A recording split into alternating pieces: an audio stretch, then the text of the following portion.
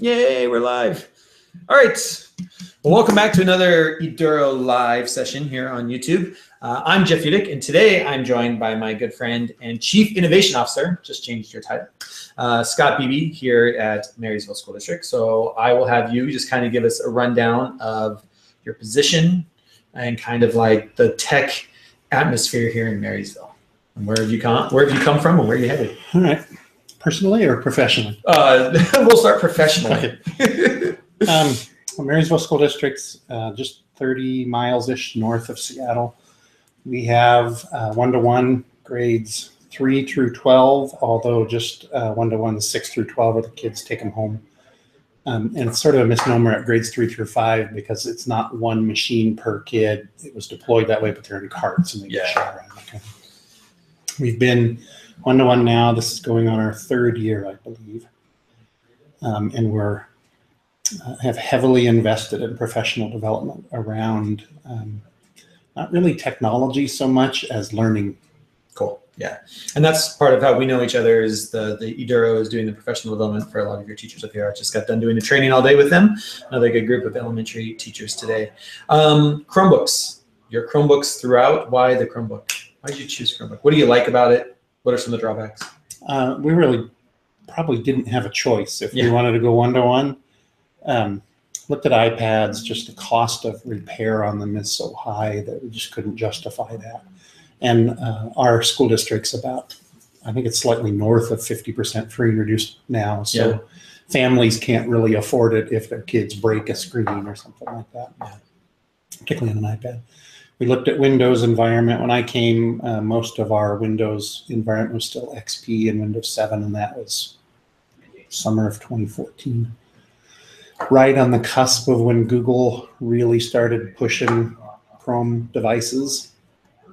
So we jumped on board. We already had a Google domain set up and we're using it for email, but really not much else. And the ease of management, ease of deployment, portability of the accounts is awesome. When a kid breaks one or needs to exchange it for warranty or something, we just swap it and give them a new one and log on. Yeah. Everything's good to go again.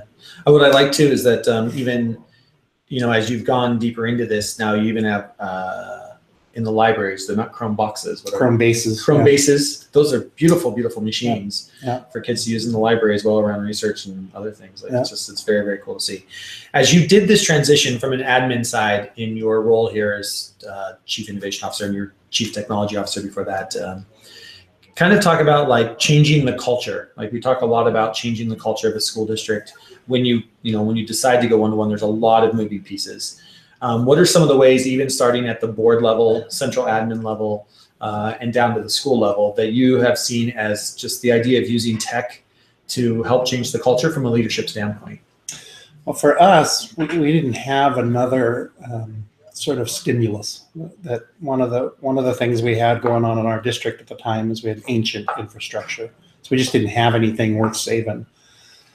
And when we were talking at the executive level about the instructional changes that are going to need to happen to improve the outcomes for kids in Marysville, we were looking for a stimulus to have those conversations. And that was the tech initiative, for lack of a better word. But for us, it was never about the device or about the tech part of it. It was always about if we put these devices in the hands of kids, we're giving them access to information, and then what? Yeah. What are we going to do with it at that point? Cool. And so what are some of the trainings that maybe you've done with admin to help them kind of get on board? Have you moved, at the admin level, have we moved everything into the Google platform as well, or are you keeping things out? Or how's that that transition gone with the admin team? We're almost all electronic now. It's not all Google platform, although we were just reviewing school improvement plans today.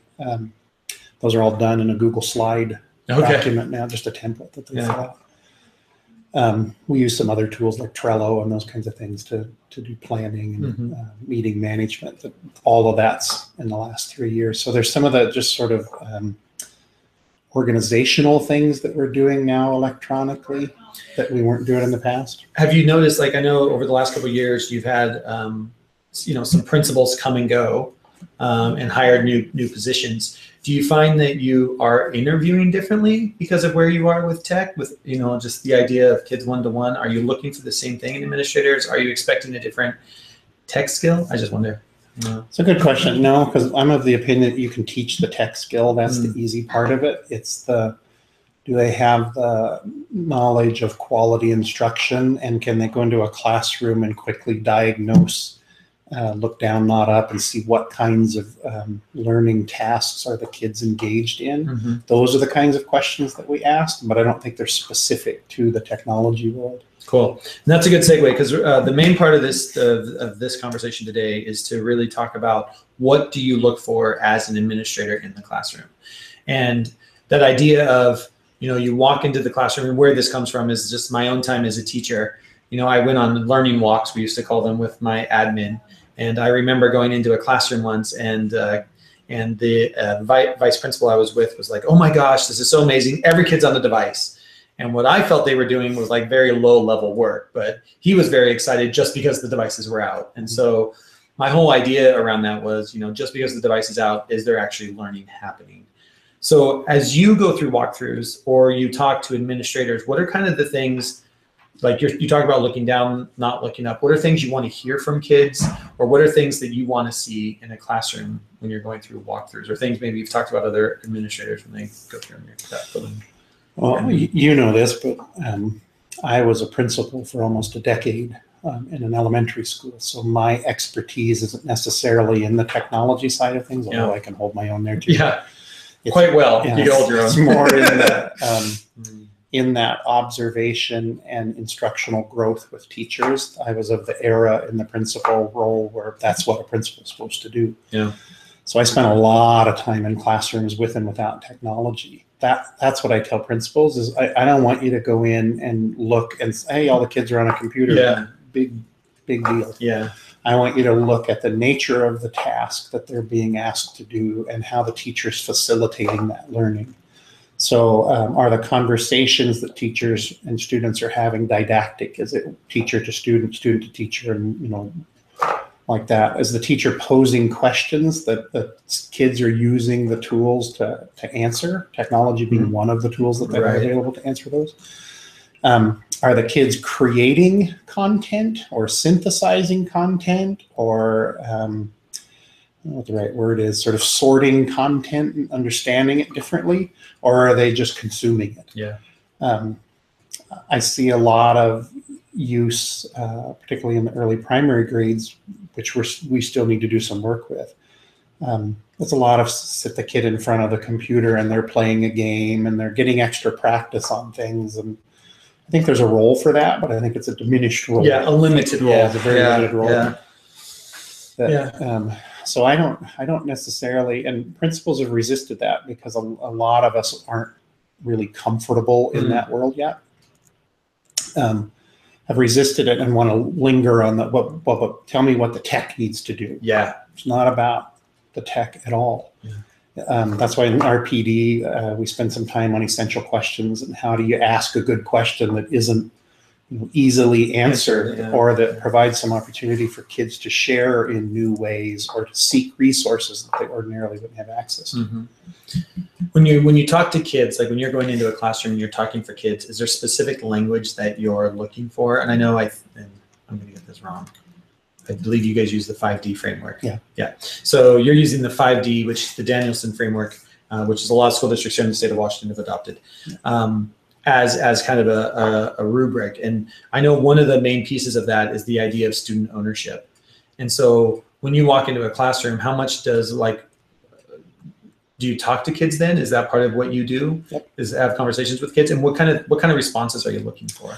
I always ask kids not what you're doing, but what you're learning. Cool. And if they can answer that question in a way that sort of relates to what the teacher typically has written on the board as a learning target or has repeated a couple of times, but in kid language, then you know that they're engaged differently than if they're just sitting down at the computer and doing a task or doing a worksheet. Yeah. not learning anything. I'm doing this worksheet. Yeah. I think one of the questions I like to ask is like, why are you learning this? Mm-hmm. You know, like what are you learning, but also like why? Why do you think you're learning? Because a lot of I have found like I'll walk in classroom and kids are like, I don't know. You know, that's a real clear sign that whatever the outcome for that day hasn't been made clear to the student, or they're missing a connection somewhere. Well, and that's part of every rubric. I was as a principal, I was well versed in the Danielson framework, and I've used Cell 5D both here and as a principal.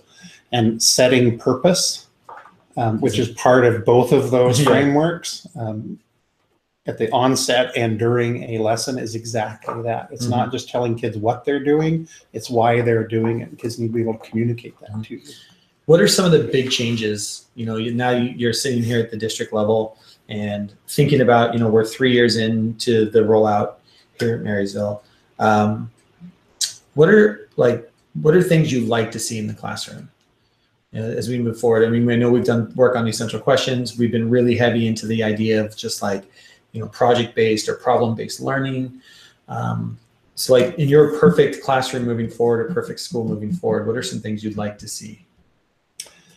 I'd like to see more integrated content. We tend to think of things in isolation as discrete subjects. And there's a certain extent of that that's important. Sure. But I think of these larger problems that kids are investigating and providing solutions for as the context for learning. So I tell a story, and you've heard it probably 15 times now, but I tell a story of a 4th grade team that I worked with that was doing a unit on water and why is it important to us as human beings.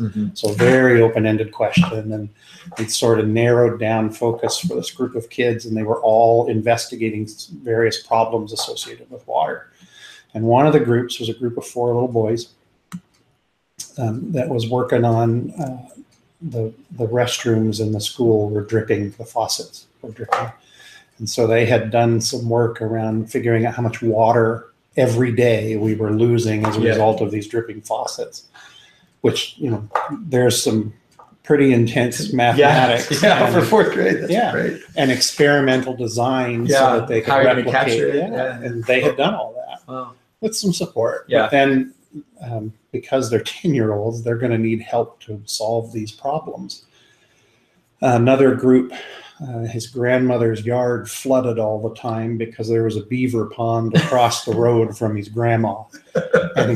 And he originally wanted to have the county come out and remove the beaver pond, and then he found out you can't do that. So he needed to solicit some help to solve that problem. Another group out by the portables in the school, there was an area that flooded all the time. We actually called it Lake Harsh after the teacher at Harsh that taught in that classroom right there. But for those of you not from Washington, it does rain a lot. All the time. It does flood a lot of schools. Flooded a lot. And it was just a problem with the drain system, and they were going to need help to solve that. So all of these kids needed to be able to write an argumentative or persuasive letter. Well, that's straight out of the Common Core. And I remember a conversation in a lesson debrief with one of the 4th grade teachers around, he was really struggling with being able to teach that I don't know how, if I don't do my argumentative unit, I don't know how to teach argumentative writing. And so we sort of pulled back together and looked at it. Well, there's your context. These kids are actually interested in getting these problems solved. And they're going to need to write letters to people, grown-ups. And if they're not professionally written, if they don't spell out the argument properly, they're just going to get ignored.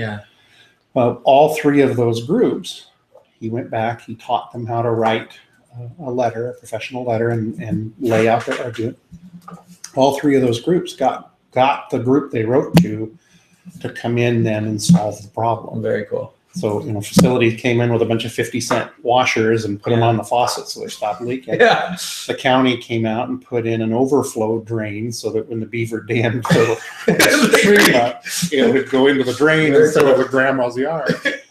And facilities came out and fixed the drainage problem. So Lake Harsh is now, I think, I'm not at that school anymore, but like Harsh is now a little picnic area for kids. It's usable. Yeah, it's usable. So, I mean, the thing I love about that is the idea of just like authentic problem solving. And, you know, we talk a lot about, I mean, you've said here today, it's not about the tech, but the tech allows, I think, even for greater, I don't know how to say it, greater possibility, more information. I don't know.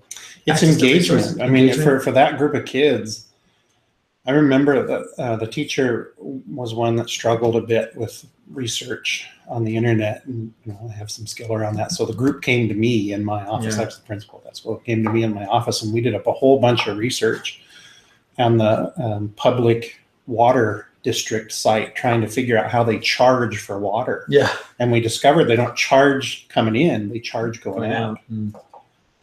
So these kids had to, I mean, talk about reading for meaning and reading real world nonfiction, because you want a boring read, go on a public utility district and read their website. But they had to, because they had to find the information. That and you have a reason to, right? Now you're authentic, you're in it. It's something that's almost a passion project at that point.